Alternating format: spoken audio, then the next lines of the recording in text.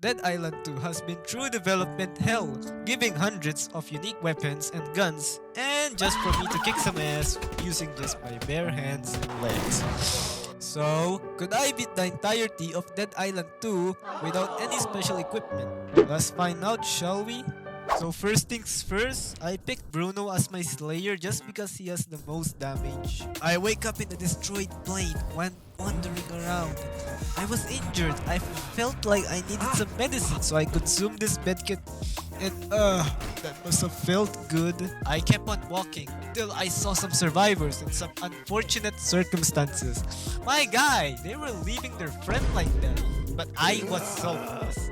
I tried to get help till I encountered my first zombie. This zombie doesn't know that I was trained by the Shaolin monks and that I'm gonna whoop him back to hell and back with my fists. But unfortunately, I have curse of binding on this stupid machete for a moment and I have to slowly put him out of his misery with my legs. I took him out and his zombie fellas, but there was still a problem. I tried to save him, but his wife came out and bit me. I can't use a weapon for this challenge and I have a choice to either use it to save his life or not use it. But he dies. Fuck it, I don't even care anymore. Oh my god! But oh no, I got bitten. Is this the end of me? Luckily, I just woke up like it's a normal Saturday to be exact, so lucky me. After getting bitten and trying to be a hero, I took out all my anger on these peasants, thinking they stand a chance against my bare fist, and I tried to find and made my way out of this place. I do sense people on this random mansion and I let myself in thinking they would accept me, but it was the same selfish people earlier, and oh no, before I knew it, I passed out and I woke up in a very uncomfortable place. But I get to know this girl's name, Emma, and I found out I was immune, which makes me very unique. I heard they were getting attacked by those mindless zombies, so I tried to get out to fight them myself, but this idiot struggled to even open a door, so I took matters in my own hands. I bashed every one of those zombies and even closing their gate just to be a bit more generous. And hey, they actually let me stay now and considered me as their new family. And one of them gave me a strong weapon. But nah, obviously I have to complete my challenge and beat the entire game without any weapons. So basically throughout most of this play, I just mostly farm zombies to get more skill decks and cards, and I'm just letting my ego go for a moment since my fist barely does any damage. I just skip majority of the side quests and just speedrun the entire game without giving a single And also, the making of this video, I got a brand new mic, so I don't expect anyone to comment, but comment down below if it improved my voice or whatever. But anyways, I walked around the peaceful road and continued speedrunning the game, but all of it changes when I came across a stupid horde of zombies scattered in one room. I died to them like 10 times and I clearly underestimated the difficulty of this game. I had to come up with a plan, thus being a coward and just kicking them in the face. But oh my god, why the f is there so many of them and I barely do damage? This game really wasted me 30 minutes to get past one horde. So I just made my way to the wedding room and then came face to face with your girlfriend if you don't like and subscribe. But unfortunately, I'm not subscribed to my own channel, so this big monster is my girlfriend. And I gave her some friendly massages. I eventually broke up with her anyways.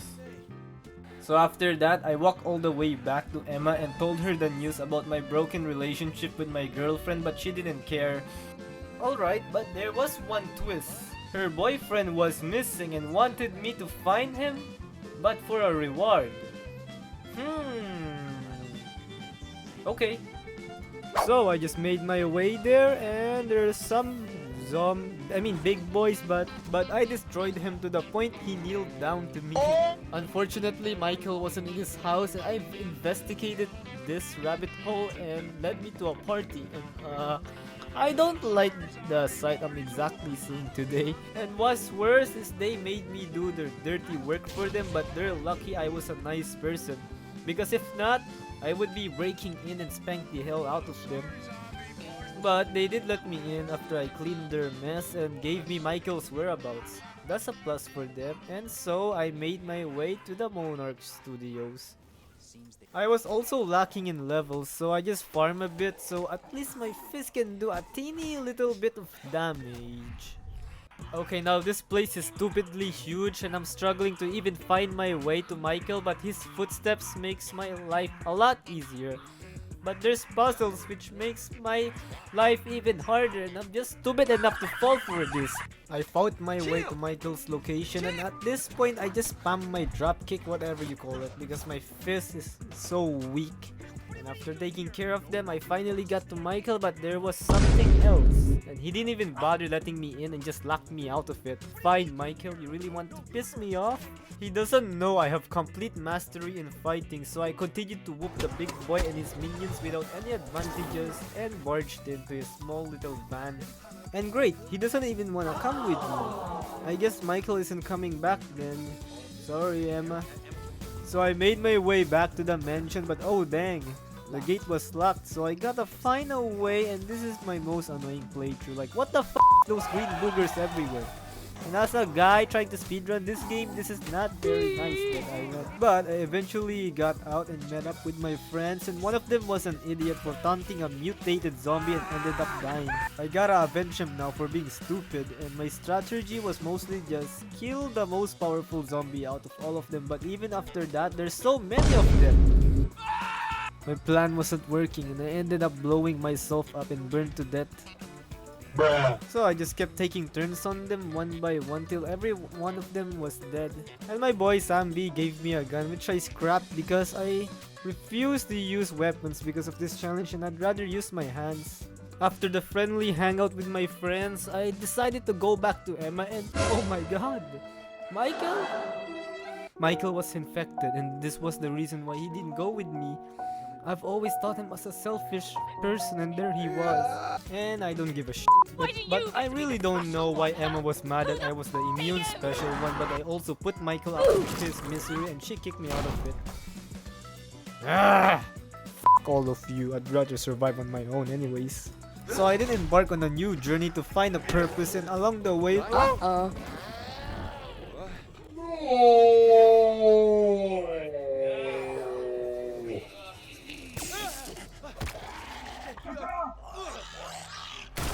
Oh, this guy just saved my life like Batman. And hey, I already made a friend. Maybe the journey was the friend we made along the way. Okay, but seriously, why the hell isn't he joining me and rather watch TV in a sewer? But whatever, I don't need him anyways. Along the way, there's this confusing pressure thingy which obviously confuses me. And I didn't get it at first, but I did get the hang of it. And of course, as always when you complete a stupid puzzle, there's gonna be a random enemy that comes out of nowhere. Hey, I forgot to tell you, I trained off camera and learned a new move that staggers zombies with a single touch, but anyways, I kept on punching, kicking everybody here till there was none left to oppose me. So I kept on speedrunning the game till I came across some survivors that somehow looks clean in the depths of a sewer, but it was weird as hell till one of her friends pushes me off to a crowd of zombies. My anger skyrocketed to more than 100% till suddenly something awakened inside of me. Something I never knew existed and it led me to kill these zombies effortlessly. I guess pushing me off a cliff made me stronger. Who were those people? Were they trying to kill me? For the fun of it, did they expect me to actually die? Huh. They were mistaken. So I arrived in Venice Beach and met a couple of people along the way, with one already dying with my own eyes, and with my new powers, I used that wisely. And it only comes at a certain point, that's why. I just progressed through the game and guys, to be honest, I was lost without Emma and my friends, but I shouldn't give up. I should continue my journey alone to find somewhere safe and live there peacefully. But guys, it's not very peaceful out here as this horde somehow never stops and took me like 30 minutes to fully lock in and defeat them all. And after beating their virgin to a pulp, I arrived at Sterling Hotel and guys, remember what I said earlier to find somewhere safe, and guess what? I got so lucky and looks like I don't need Emma anymore. That's right, I found some homies better than my old ones such as Ruben, and I'm too lazy to name all of them, but Ruben here, my friend, was a doctor. And my first steps to this friend group was to find their other friend, which I did and destroyed everything that was in my way and found him in not a very nice state. And so I had to put him out of his misery. And surely after that I was accepted to the group, but it wasn't over yet. Ruben was a doctor. He wanted me to retrieve an old computer in a carnival and get samples of my blood since I was immune. I was gonna do it, but there was something fishy about this friend group. Am I their pawn or someone to use for their own benefit? I was gonna find out for sure and traveled, whooping some zombies along the way and searched through this stupid, I don't know what it's called, but I just ran in circles confused on what to search, but eventually I found it. Now to find the stupid computer and head back to Ruben. He didn't exactly tell me how many zombies were here and I dealt through them like hell. Especially when I have no weapons, but here goes the fun part. But before I go there, I had to make sure to turn the lights on and fought through hell and back till I find a specific location for the computer. But there was a problem.